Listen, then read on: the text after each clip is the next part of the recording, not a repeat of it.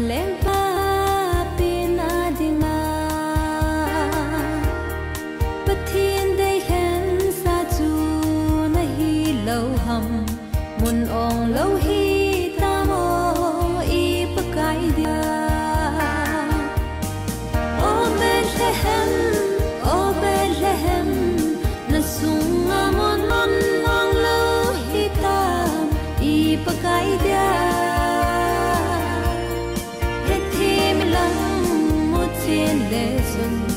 na indan sung nong pen mon pena na te o Bethlehem khulung si dong lei sip go thil ngai lut sala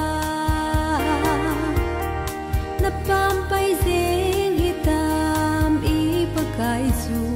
na chan ling pen na lung dem O Bethlehem na sunga mon ong lo hitam I pakai dia he min lang mo chin le sun na indan sung no pen mon pen am la te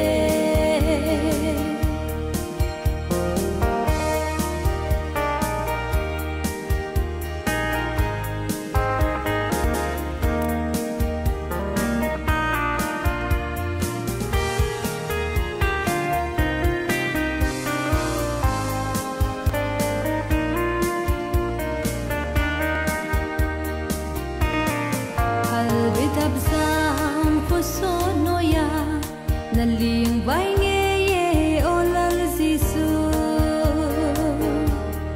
thun na ding nei lâu gần nan kung sunga bong sun nam se la bo na chan hita o Bethlehem na sunga mon ong lo hita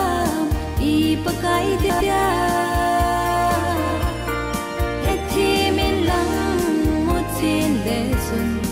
na indan sung nong pen mon pen am la te o so pite ngai to hi te kholung mol Bethlehem banga pam pai sing lau bini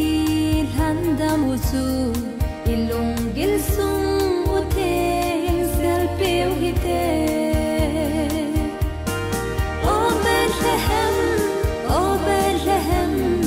sunga mon ong lo hitam I pakai dia he thi min lang mo chin le sung na indan sung